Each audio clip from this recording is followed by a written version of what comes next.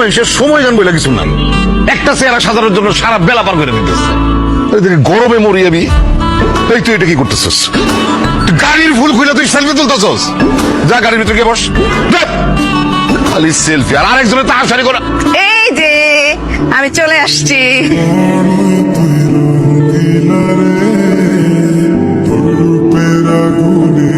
কি আশ্চর্য, আপনি এইভাবে তাকায় আছেন কেন? আমি জানি তো আমি অনেক সুন্দর, কিন্তু সবার সামনে এইভাবে যদি তাকিয়ে থাকেন আমার লজ্জা লাগে না? মানুষ কি বলবে বলেন তো? আমার তো সেটাই কথা।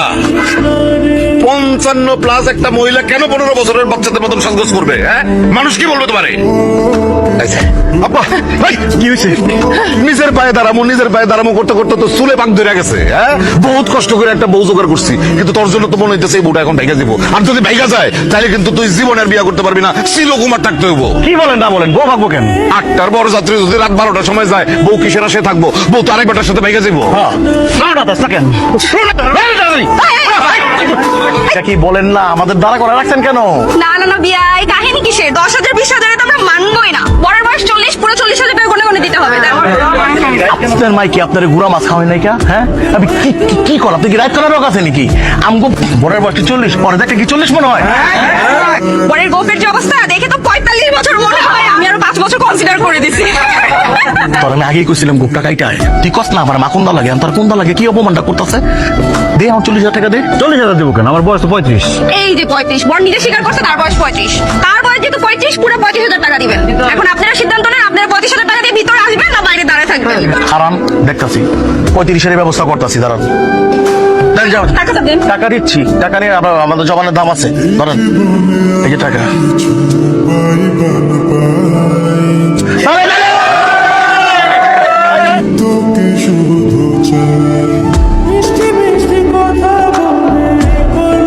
মাম্মা লটারি তো লাগে গেছে। মাম্মা দেখ, ম্যাডামে চিঠি পড়াইছে, প্রাইভেট কথা আছে।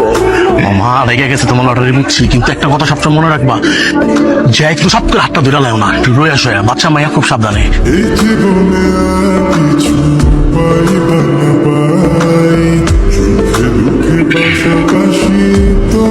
আপনি কি চোখে একটু কম দেখেন? এত ঠিকঠাক দেখি। ঠিকঠাক ভেবে নিলাম আপনি চোখে ঠিকঠাক দেখেন, কিন্তু আমার তো মনে হচ্ছে আপনার বুদ্ধি একদমই নেই। আর আপনাকে তো দেখে মনে হচ্ছে আপনার বয়স মিনিমাম 38 বছর হবে। মানে কি আপনার মাথার মধ্যে একটা বারও আসলো না যে 38 বছরের একটা বুড়ার সাথে এরকম 21 বছরের বাচ্চা একটা মেয়ে কিভাবে হতে পারে? নাকি এরকম একটা কোচি মেয়ের ছবি দেখে আপনার মনে ফাইস জেগে উঠেছে যে 38 বছরে তো আমার কোনো বউ হয়নি, এর জন্য একটা কোচি মেয়েকে বিয়ে করে ফেলেন? আস্তে আসার পর থেকে মুখ চালাচ্ছেন। বুড়া হয়ে গেছি, 38 বছর, ছবি দেখে পাগল হয়ে বিয়ে করতে আসছি। এতই যদি বিয়ে করতে না চান তাহলে রাজি হয়েছেন কেন? না করে দিতেন। আমি তো না বলার সুযোগই পাইনি। আমার বাবা এসেছে, আমাকে এসে বলেছে বিয়ে করতে হবে মানে বিয়ে করতেই হবে, ব্যাস। কিন্তু আমি তো ভেবেছিলাম যে আমাকে বিয়ে করতে আসে তার মাথায় তো প্রাক্কেল বুদ্ধি আছে, যেরকম একটা ছোট মেয়েকে বিয়ে করতে না চাই। তা না, সাথা একটা। আমি গাধা না। আর আপনি কোথায় যাচ্ছেন? আমি এখন নিচে যাব, নিচে গিয়ে নাচানাচি করব, তারপর বিয়ে করে বউ বানায় নিয়ে যাব। হ্যাঁ হ্যাঁ, যান যান, আপনি তো সেটাই পারবেন, কারণ আপনি তো আসলে ওইটা ওইটা মানে কি? কাপুরুষ। খবরদার আমাকে কাপুরুষ বলবো না। শুধু কাপুরুষ না, আপনি একটা গোল কুমড়া, এমন একটা কুমড়া যেটা বাজারে ফ্রি দিলেও কেউ নিবে না। শুনেন, আমার বয়ফ্রেন্ড বাইরে আমার জন্য ওয়েট করছে। আপনি আমাকে সসম্মানে আমার বয়ফ্রেন্ডের হাতে তুলে দিন, তারপর আপনি আপনার পথে, আমি আমার পথে। আবার ঠেকা পড়ছে। আমার এত সুন্দর বউটাকে আমি আরেকজন হাতে তুলে দিয়ে আসি। তা পারবেন কেন?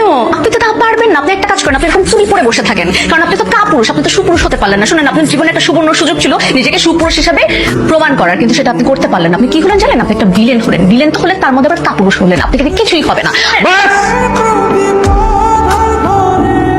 নেমে পড়েন। আরে চিল ব্রো, এইরকম অ্যাডভেঞ্চার লাইফ আমি কত দেখলাম। এই মেয়ে, তোমার লাইফ কত দিনের যে তুমি এত বড় বড় কথা বলো? আমার আব্বা যদি জানে যে আমার বউকে আরেকজনের হাতে তুলে দিচ্ছি, আমার যে কি করবে সেই চিন্তায় আছি। কোন পাগলা কুত্তায় যে আমার কামড়াইছিল, কেন যে রাজি হয়েছিলাম। আরে কি বা করবে, 2-4 থাপ্পড় মারবে, তারপর ওরা ভুলে যাবে।